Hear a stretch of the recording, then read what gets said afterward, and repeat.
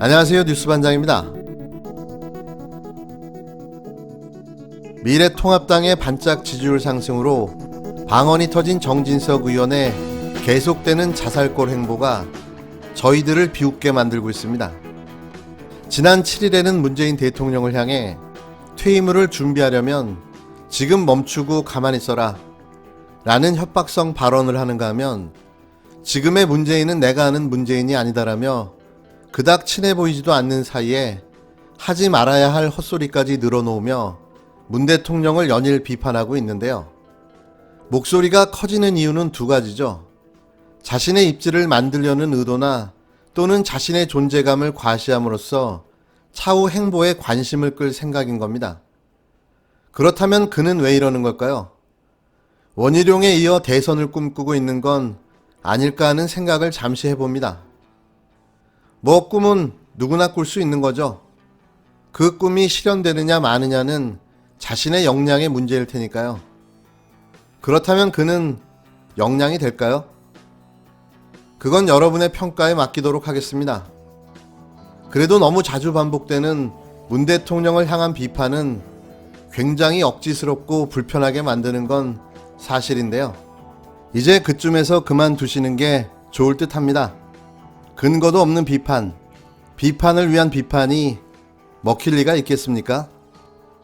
연일 계속 폭우가 이어지면서 이 통합당 정진석 의원이 4대강 사업을 끝낸 후에 이 사업을 지류와 지천으로 확대를 했으면 이처럼 홍수 대비를 더 잘할 수 있지 않겠냐라는 내용의 글을 SNS에 올렸습니다.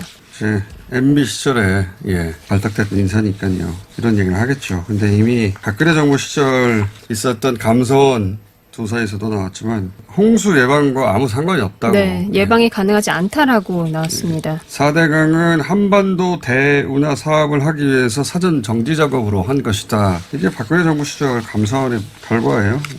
문재인 정부 시절의 감사원 결과도 마찬가지입니다. 4대강은 홍수 예방과 관련이 없다. 홍수 예방에 기능하지 않는다. 기록적인 폭우로 전국에 피해가 잇따르자 미래통합당이 이명박 정부의 역점 사업이었던 4대강 사업을 소환해냈습니다. 통합당 정진석 의원은 9일 페이스북에 4대강 사업을 끝낸 후 지천 지류로 사업을 확대했더라면 지금의 물난리를 좀 더 방어할 수 있지 않았을까라고 적었는데요. 정 의원은 지난해 자유한국당 시절 4대강보 파괴저지 특별위원회 위원장을 지내기도 했습니다. 그는 문재인 정부는 지금 이 순간까지도 4대강에 설치된 보를 때려 부수겠다고 기세등등하다 참으로 기가 막히고 억장이 무너진다고 말했는데요. 또 같은 당 조혜진 의원은 섬진강 유역에서 제방이 무너지고 곳곳에서 침수된 것을 안타까워했습니다. 조 의원은 4대강 사업 당시 현 여권 지지층을 중심으로 한 강력한 반대로 섬진강 준설과 보설치를 못했는데 그때 했다면 이렇게 범람하거나 뚝이 터지지 않았을 것이라고 말했는데요. 그는 지류지천 사업까지 마쳤다면 강 본류의 수위가 최근처럼 높아지지 않았을 것이라며 지금부터라도 보를 낮추지 말고 준설을 꾸준히 해 물그릇을 늘려야 한다고 주장했습니다. 추경호 의원도 4대강 정비가 안 됐다면 낙동강 유역도 엄청난 홍수 피해를 봤으리라는 게 지역 주민들의 이구동성이라며 지류지천 사업을 했더라면 피해를 최소화할 수 있었을 것이라고 말했는데요.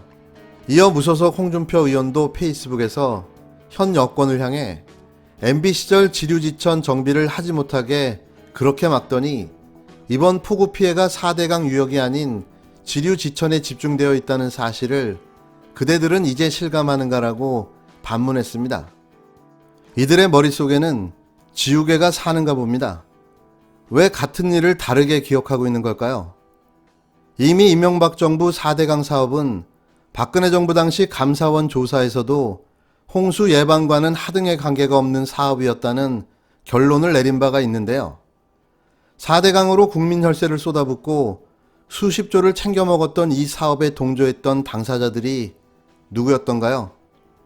참 뻔뻔하기도 이렇게 뻔뻔할까 싶습니다. 검언유착 의혹을 수사하는 검찰이 한동훈 검사와 이동재 전 채널A 기자 사이에 오간 카카오톡 수발신 횟수를 수백 건으로 특정한 것으로 파악됐습니다. 그러나 내용을 확인하지 못하면서 카카오톡 메시지는 검언 유착을 입증하는 증거로 활용되지 못했는데요. 서울중앙지검 형사일부 부장검사 정진웅은 이 기자와 한 검사장이 부산 고검에서 만났던 지난 2월 13일부터 검언 유착 의혹을 제기한 MBC 방송일인 3월 31일까지 주고받은 카카오톡 메시지 횟수를 수백 건으로 확인했습니다. 메시지 수발신 횟수는 검찰이 카카오를 통해 제공받은 로그 기록에 포함되어 있었는데요. 검찰은 카카오에 통신 사실 확인 자료를 요청해 로그 기록을 전달받은 것으로 알려졌습니다. 통신비밀보호법에 따르면 수사기관이 다른 방법으로 범죄 실행을 막거나 증거 수집을 하지 못하는 경우에 한해 법원은 통신 사실 확인 자료 요청을 허가하는데요. 검언 유착 사건의 경우 한 검사장이 압수된 휴대전화에 비밀번호를 알려주지 않아 수사팀이 이를 근거로 법원에 요청했을 것으로 보여집니다. 수사기관이 자료를 요청하면 일반 통신회사는 상대방 전화번호, 통화 날짜와 시간을 전달하고 모바일 메시지 서비스 업체인 카카오는 상대방 가입번호, 로그 기록, IP 주소를 수사기관에 제출하는데요. 검찰은 메시지 횟수를 확인했지만 구체적 내용은 확인하지 못했습니다. 현재 카카오톡 메시지 내용을 알 수 있는 유일한 방법은 휴대전화에 저장된 카카오톡 메시지를 직접 열어 확인하는 것뿐인데요. 정진웅 부장검사가 지난달 29일 한 검사장의 휴대전화 유심칩을 압수수색한 이유도 유심칩으로 이미 압수된 한 검사장 휴대전화에 카카오톡에 접근하려고 했기 때문인 것으로 알려졌습니다. 2014년 10월부터 카카오는 자체 서버에 하루치 메시지만 남기고 모든 메시지를 자동 삭제하고 있는데요. 카카오 관계자는 이틀만 지나도 저장된 메시지가 없기 때문에 최근 수사기관의 서버 압수수색 사례는 거의 없다고 말했습니다. 청와대 하명수사 의혹에 연루돼 지난해 12월 초 검찰 수사를 앞두고 사망한 청와대 민정비서관실 출신 검찰 수사관 A씨의 아이폰 X는 4개월 만에 잠금이 풀렸는데요. 압수된 한 검사장의 휴대전화는 아이폰 X보다 보안이 강화된 아이폰 11으로 알려졌습니다. 비밀번호 잠금 해제에 4개월보다 더 오랜 시간이 걸릴 것으로 보여지는데요. 한 검사장 휴대전화는 현재 대검 포렌식 센터에 있습니다. 이렇게 정황이 차고 넘치는데 끝까지 수사에 협조하지 않고 모르쇠로 일관하고 있습니다. 한동훈 핸드폰이 열리는 날이 윤석열 정치검찰의 판도라 상자가 열리는 날이 될 듯합니다. 아무리 진실을 숨기고 은폐하려고 해도 진실은 항상 자신의 모습을 드러내 보여왔는데요. 시간이 걸릴 뿐 진실은 언제나 승리하게 되어 있습니다.